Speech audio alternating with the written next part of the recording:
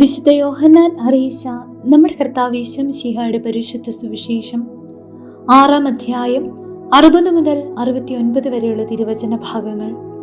ഇത് കേട്ട് അവന്റെ ശിഷ്യന്മാരിൽ പലരും പറഞ്ഞു, ഈ വചനം കഠിനമാണ്, ഇത് ശ്രവിക്കാൻ ആർക്ക് കഴിയും? തന്റെ ശിഷ്യന്മാർ പിറുപിറുക്കുന്നു എന്ന് മനസ്സിലാക്കി ഈശോ അവരോട് ചോദിച്ചു, ഇത് നിങ്ങൾക്ക് ഇടർച്ച വരുത്തുന്നുവോ?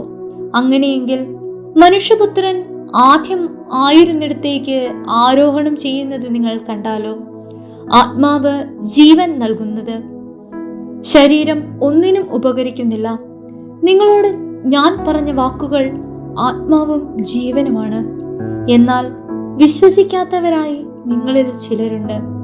അവർ ആരെന്നും തന്നെ ഒറ്റിക്കൊടുക്കാനിരിക്കുന്നവൻ ആരെന്നും ആദ്യം മുതലേ അവൻ അറിഞ്ഞിരുന്നു.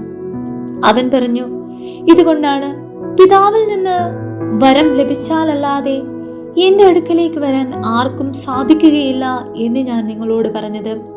ഇതിനുശേഷം അവന്റെ ശിഷ്യന്മാരിൽ വളരെ പേർ അവനെ വിട്ടുപോയി. അവർ പിന്നീട് ഒരിക്കലും അവന്റെ കൂടെ നടന്നില്ല. ഈശോ 12 പേരോടുമായി ചോദിച്ചു, നിങ്ങളും പോകാൻ ആഗ്രഹിക്കുന്നുവോ? ശിമിയോൻ പത്രോസ് മറുപടി പറഞ്ഞു, കർത്താവേ, ഞങ്ങൾ ആരുടെ അടുത്തേക്ക് പോകും? നിത്യജീവന്റെ വചനങ്ങൾ നിന്റെ പക്കലുണ്ട്.